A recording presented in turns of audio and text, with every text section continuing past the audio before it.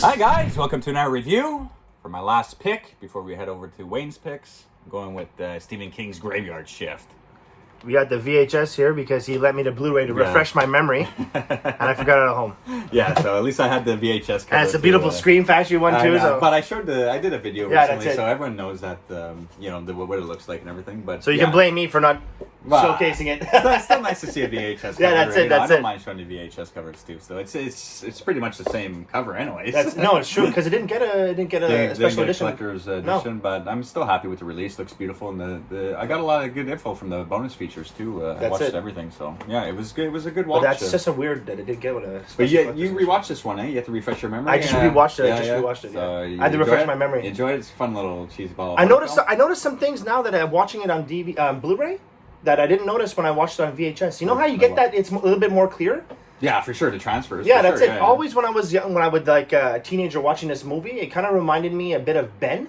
Oh yeah, I had that movie actually. Yeah, the movie with the rats there? Yeah. The Michael Jackson song. Michael Jackson and the band, yeah. You know what I mean? I had that one, yeah. But later on in the movie, the Blu-ray, you see clearly the guy in the diner is reading the Ben book for like a split second. Oh, that's true. I think it's the bald guy actually. Yeah. He puts it up, you see it for like a split second, the Ben the book, and then he puts it down. Yeah, it's true. But I only noticed that in the Blu-ray watching it recently. I never noticed that before. I noticed that too, but you just reminded me of it. I wasn't even going to mention that because I totally slipped my mind, but now that you mentioned that, I remember, I think it's the bald guy. He's reading a book, and I remember seeing it was Ben, eh? That's right, yeah. So that's pretty cool little tie-in with all the rats. Yeah, but honest to God, I would have never noticed that if I would have never watched it on Blu-ray, bro. But I mean, it's a great transfer, though. Yeah, absolutely, 100%. They've done a really good job with this film. I mean, and I love the... Scream Factory definitely hits the head with the ballpark with this movie. Yeah, I love Scream Factory and all the releases there. Well, pretty much there. And but this film, man, I love it because it's just pretty much one location in this small town in Maine. Yeah.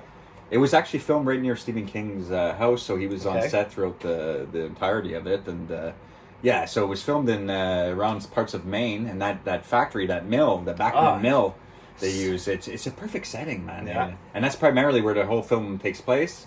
But you get a few shots outside into the town, a little diner that you're talking about. Right.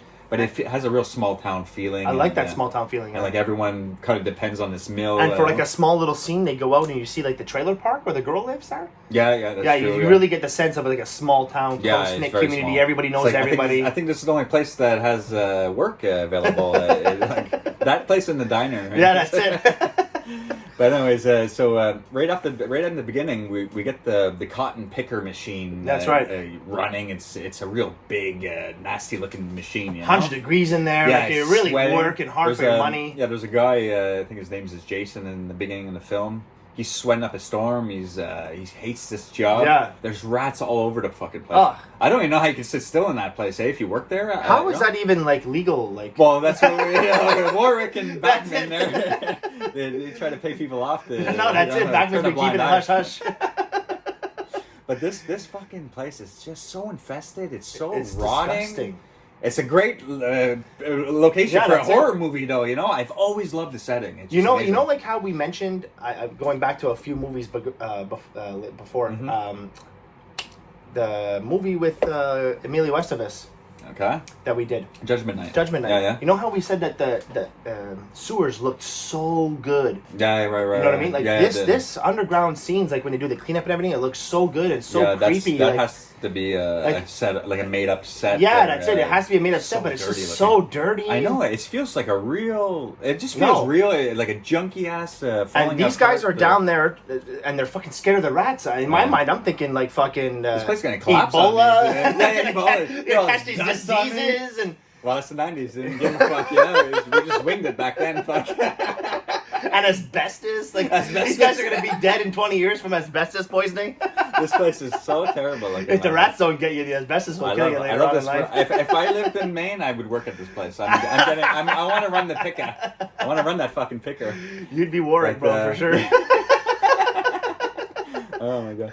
But so that guy at the beginning, he's sweating up a storm. There's rats all over the place, and he sees a shadow figure coming behind him. Yeah, and he thinks it's Warwick. He's like, he was ready to fight him. Yeah, I'm quitting this place. So he's turning around, and you don't see what it really is there, but it's like a bat rat, the huge creature. That's it. So he goes flying into the picker machine. You just see the pickers Chopped coming up. down on fucking rats eating his blood. That's it. It's some gross, like little insert shots of Sadistic. they're eating their blood off the cotton. It's like That's gross. It's really gross there. Then we get our title sequence. You know, it's panning by the graveyard because there's a graveyard right down below the Backman Mill there. So it's just panning with the credit sequence, and then we get a stop. You know, it kind of stops for directed by Ralph F. Singleton. You know, it's his first feature film. Sorry to cut you off. Before we go on, we'll mention Backman Mill was also Stephen King's alias name there. That's it, Backman. So that's right. They put it up as the mill, the name of the mill. That's right. Yeah. So but it's true, and it wasn't a huge hit though. You think this came out in October of 1990, and you know around that time, Misery, Pet Sematary, you know, it was Stephen King movies were really hot. And, for sure. To get in the box office. This came out in October, a couple weeks before Halloween. $10 million budget, and it just made its money back. I mean, a little over like $12 million. You know, it's but it's become a cult classic, and I've rented it so many times from a young age, and I can't get enough of this film. I still watch it endlessly today. It's crazy. But one of the main reasons for that Warwick character. Yeah, he plays it so well. That accent, I could listen to that guy talk all day. I love it. And if you hear the ending credits, 4th of July. They use all his best lines and make like a title credit music sequence for the end credits. It's a graveyard shift. The party is over. Yeah. When was the last time you were at a graveyard? Yeah, that's it. Can't be no more than an instant enema by now. And it's all this Django. It's kind of like a Drexel voice. Maybe Drexel took that voice off at Warwick. But anyways, we kind of see like the next day there, they picked up the sign that we're hiring. Because the guy died. The guy died last night. I don't know what Warwick did. How do you hit that? Bro, in a small town like that, they're really going to run out of employees fast. But it's amazing, this film. And then, so we see our main, character He's like of the a film. drifter, bro. Yeah, a drifter, John Hall, I think his name is. Yeah. Played by David Andrews. He's decent in it. I think maybe this film would have done a little better if it had maybe a Kevin Bacon in that role. Oh, hey, maybe Kevin Bacon. Yeah, that'd be great. Yeah, I don't know. I was saying earlier how he reminded me of like a young Tom Berenger. Maybe grab one of those guys. Yeah, get Tom Sizemore in this film. Oh my God, this would have been Sizemore's biggest role. Sizemore would have played great as that redneck guy with the hose. Brogan? Yeah, Sizemore would have been great, that guy. Yeah, there's a couple of bullies that work at this work, and he kind of runs into them. Yeah, that's this young guy, because he goes into the diner that we're talking about, and he looks for like an apartment for rent or whatever. And he bumps into these assholes in town. That's right. Brogan and Danson. They had to get a guy like him to play the main guy, because if they would have got like a guy like Brandon Lee, he would have fucked them all up. Oh, you can't get Brandon Lee. Brogan and those fucking rednecks would have got taken right the fuck out. They're like such like hillbilly.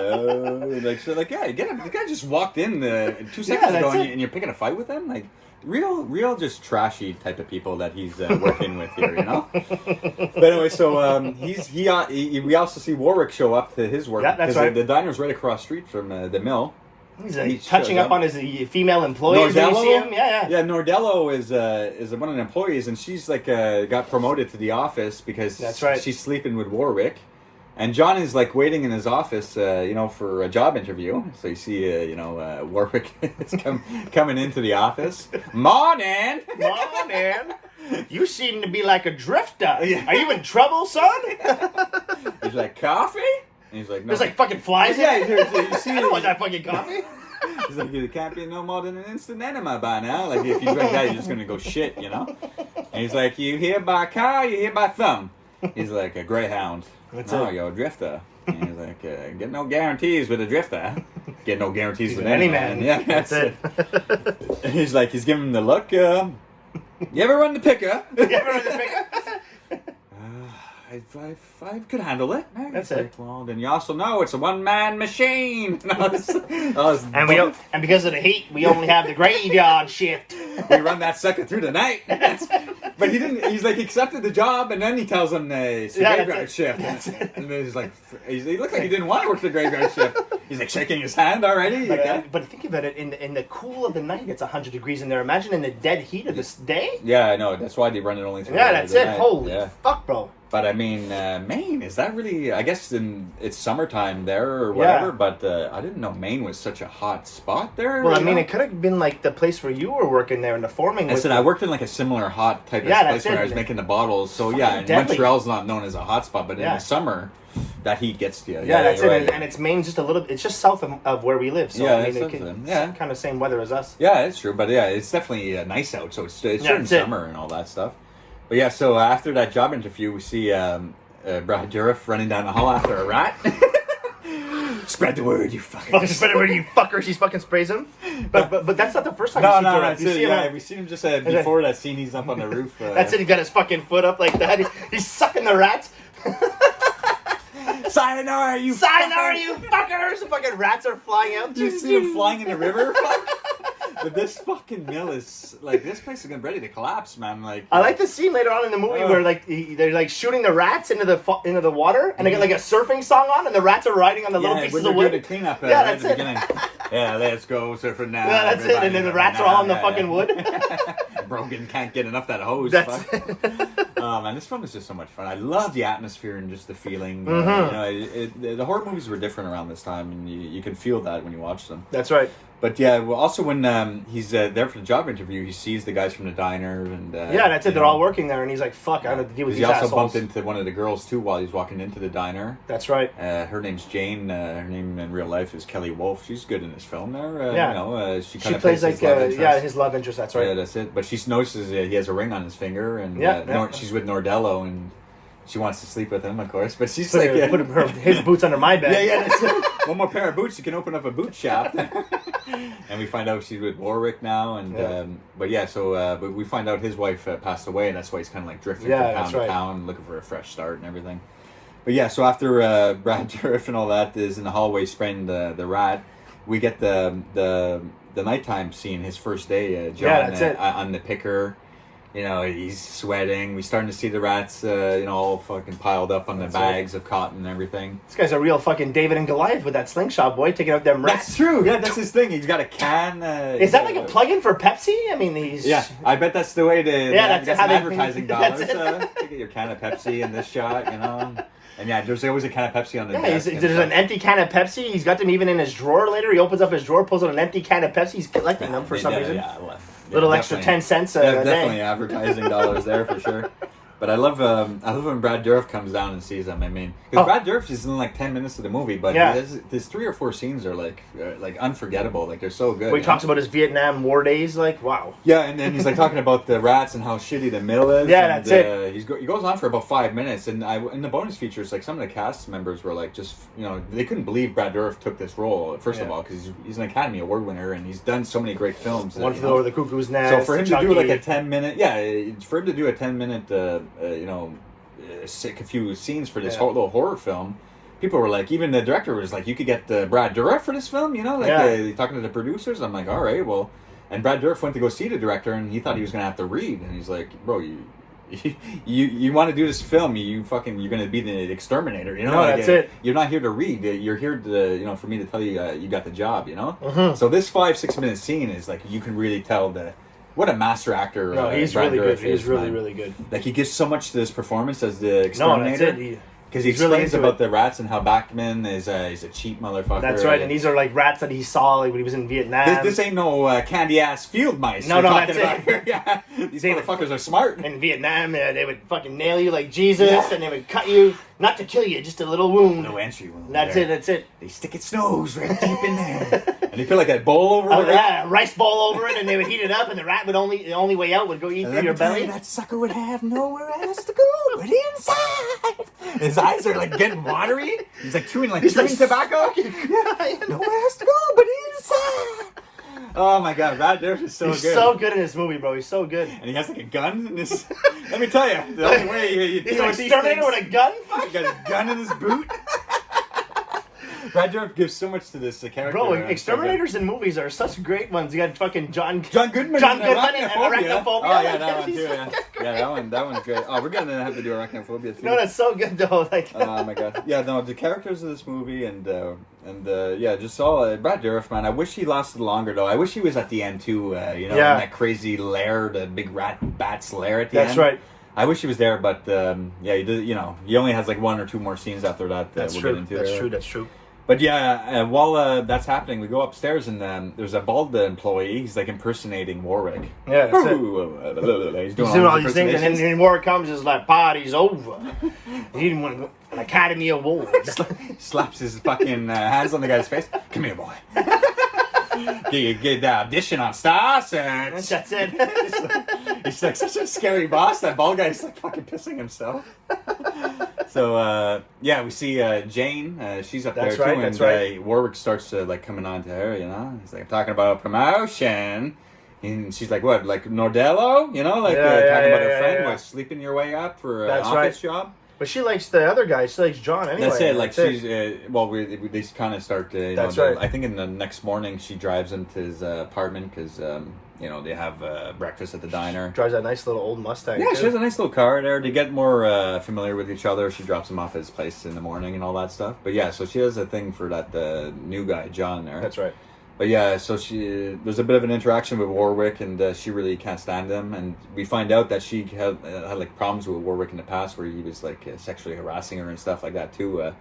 What a place to work. Yeah, I know. And, sexual harassment boss. And she went to the union, and they didn't do anything. They're like advising her to seek help and therapy. This guy's paying off like union people to not close down the shop. He's beating up his employees, sleeping with his employees, sexually harassing them. This guy's a real like a dirty bastard. Yeah, dirty bastard. He's a slimy son of a bitch. You find out he's married later on too, and he's still sleeping with his women. Like. And I heard in the bonus features of the Scream Factory, he said that he probably only the guy who plays Danson, Andrew Devoff there, he's probably the only guy that liked him on set because he took the role so seriously and was so dark and method acting with it.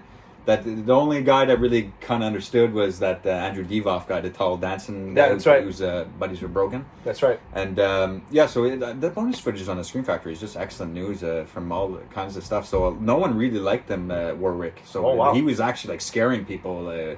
And he would never eat with anyone. He was one of those guys. You wouldn't see any of the cast till he started shooting. He was like really in his role. Yeah, really into his role. So yeah, but I mean, it's phenomenal. It's really what makes the movie almost. I'm gonna have to watch it now that I still have your Blu-ray in my house. Yeah, watch the bonus footage. It's a fun time, man. Yeah, it's great. And then while that's happening, he has Stevenson, because you got Brogan, Danson, and Stevenson. They're like the bullies that were bothering him at the diner. That's right. And he has Stevenson downstairs hanging up lights because he paid off a guy who was about to close down the mill. Like, no, that's it. They need to clean it up. But so he goes, okay, give me a few weeks. We're going to 4th of July, clean up and all that. So he has Stevenson down there hanging up lights. What a shitty mess. Like sewer water all over rice, him. Mice, Rice. Rats climbing up on his fucking boots and legs. Ladders. I mean, everywhere he's walked, there's rats. But yeah, it's a good scene. You kind of see like the bat wing. You wing the wing. Yeah. And he like, grabs him off the ladder, and the light is flickering and everything. So that's another guy we're hiring now. Now they're hiring somebody else. They need somebody else to fill that position. And the Carmichael, I like Carmichael. Yeah, he's not right in the movie. Looking for a few good men here. You know? So he puts Carmichael on the same job. When they're listening to the rap music, it's like that ghetto boombox. Yeah. And he comes, he sneaks up on him, Warwick. That's it. A bit jumpy, eh? He's like, what happened to the last guy that did this? Didn't work out. Always sending Carmichael in first when he gets his arm ripped off. Yeah. Later on. Yeah. He's fucking flinging his arms, meat flying everywhere. Yeah. But we start getting like also Warwick's starting to suggest these cleanup crew to some of his employees and all that. And we find out he put Nordello, the girl that's sleeping with him that got the office job, he put her down in the basement, she like on the list, you know? And she took that the wrong way, man. She's fucking pissed. Annihilated his car. That's a nice old, I don't even know what car it is, but it's fucking something. nice, though. though. It looks like a 50s Chevrolet. Completely destroyed it, though. Oh, man, it looks like an old Batmobile or something. But yeah, she's like smashing it up with the axe, and the whole town's watching. That's it. Warwick comes running. Fucking grabs it. Grabs her, man. Starts choking her. He fucking hits her. Well, he's going to hit her, and then John stops him. That's right. And all that. But he got his like finger. Yeah, I know. He's got his like finger. He's like, you watch what you're saying. He's gonna fucking do her in, bro. But he stops him and he realizes everyone watching and all that. So he's like, okay. And that night, John is on the picker machine, and Warwick comes down and sees him and gives him an opportunity to work some extra hours for extra money. Tell me, a smart man like you can't use double pay. That's right, double pay. I want to thank you for helping out today and stopping me there. So Yeah, he offers him a cleanup job to work on a day off. It's a fucking weekend holiday. You know what I mean? And that's like, fuck you. That's a reward. You get double pay, and he's probably making minimum wage, so it's not even great pay. I'd like, fucking take that job and shove it. That's what I'd tell Warwick. Yeah. But then when he accepts, he takes like the biggest bite of the apple I've ever seen. You notice that? Fucking Warwick's a savage. He takes like half the apple in one bite. But, he's a nutcase, this guy. So he accepts, to make extra money, accepts and all that, and so we start getting. It kind of leads into the ending, but it's more like in the middle part of the section. But I mean, everyone finished up work for the day. They go to the diner. John and the girl go there, and they take off. They go. That's right. And, but this is another thing in the footage, the extra footage. There was actually a love scene film that got deleted. Oh, really? So when they're in the trailer and she tells them about the Warwick story, about that's right. Where he pours the coffee for her and everything like that. Yeah. So like there was supposed to be a love scene connected to that too, but they end up cutting it. Whatever. So so they really are involved at that moment. Okay. And they're all down in the cleanup crew. Her, John, the main guy, all the bully guys, Brogan. Danson. Well, Stevenson's dead now, so they got Carmichael down there. Yeah. They got the bald guy. Without the extra footage on that love scene, the first time that they ever actually have like a connection. It's down there. It's down there. They do like a kiss. They kiss each other. Yeah, they kiss. They kiss. Yeah, they kiss. Yeah. And they hold hands too while they're on break, smoking a cigarette. And he's like, this is it. So they really are like kind of a couple at that moment there. But man, so they're doing that cleanup crew. Everything's going good. They're playing that surfing music. Yeah, that's it. He's going everywhere. He's fucking around with the hoses. Cool. They're finding like antique type of stuff. And that's sick. Yeah. Bats, but there's rats all over the place, and you kind of see like when he's hosing, you see that rat bat's tail move. That's it. And go more in. Yeah, it was like in the water, when he. But they come across like a big hatch door. Yeah, a secret door. And then Warwick, what'd you find there, boy? And he wants John to go down. Yeah, he wants John. John just looks like, and then Warwick tells him, he's like, you can have anyone you want to go with you. You can choose anybody. You, Warwick. He's like, I want you, Warwick. I want you, Foreman. He's like, if I'm going to fill my pockets, I want you to be there to see that. Yeah, that's it. I think management should be there, just in case we find any treasure or some shit like that. So Warwick gets geared up with all of them there. But that's when, chaos starts ensuing because... I think we forgot the death of... who did we forget? Durif.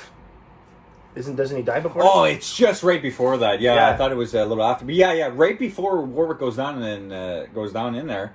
Yeah, we get the last shot with Durif. Thanks for reminding me. Yeah, because all the rats that he got out of the building went into the river, and now they're like ending up in people's yards, and so people are doing big complaints. No, that's it. So he has Brad Dourif come in at nighttime there, and he's in the office telling him that you could lose your license for this stunt, and he's like, no, this is what you guys told me to do, He's like, got it directly from Bachman himself. That's it. So he's like, hey, don't worry, no one's naming names. Just go do this one last thing for us, and everything's okay. You ever been to a graveyard? Yeah. You ever been to a graveyard? Control that sack of fleas, Cleveland. He's got his little dog Moxie there. No, from the shot though, watching it as an adult, I took it as if fucking Warwick was sending him to his death. Like he set it up. They set it up like that, but how can he set it up so perfectly? Because he goes into like one of those tomb areas, and it's like an accident almost. Yeah, because the ground caves in, and then the tomb lands right into Durf's face. Yeah. And I don't know if the dog dies. We don't see it. You don't see it. And then he gets crushed and maybe gets collapsed down into the bat's lair or whatever. But then after you see Warwick, he's just chilling there watching it like it almost... Yeah, it like pans in on his face or whatever, and he doesn't say anything, but they make you lead you to believe that he set that up. Yeah. Maybe he just knew there was like a death trap down there and he could really get hurt kind of thing. That's it. But yeah, it is. So if Warwick is already starting to kill people, so that it's believable because we see how he acts down below. You don't even have to worry about the rat bat. You have to worry more about Warwick down below. He's down there fucking chopping people, killing people, stabbing. He's rubbing the black shit on his face, guy. It's like back in the Vietnam or some shit. He really thinks the guy and the girl set him up to go down there to get in shit, to get killed. Before they go even further down below, Brogan is like screaming, he's scared because he fell into like another section. Well, he goes into a web of spiders. I think he goes running up the stairs. The stairs collapse, and then it goes breaking into a deeper section. That's it, a deeper section. That's where like the lair the rat thing gets him. But he's like in a water section, and the rat gets him there. So, but he can't get back up because the stairs are all broken. That's right. So yeah, they're looking for a way out and all that, and they kind of get split up a bit. But yeah, he's rubbing the black shit on his face. He's dancing. like, he's got like fucking old bottles of wine or something. Yeah, like, some kind of. He's gonna use that as weapons. Molotov cocktail, I guess, and light it thing. and set it on fire. I don't know, but it's fucked up. But he's already losing his mind. No, he's really going crazy. And the other guys are kind of like the bully guy dancing, and the Carmichael, the black guy, they're kind of like scared and shit, and don't like the situation. And you got dancing. He's like crying at one point. I'm not going any further. I'm not going any further. And you can see Warwick in his face. He's like, "Get up, you fucking pussy!" Yeah, it's true. But then also the girl is with John. Yeah.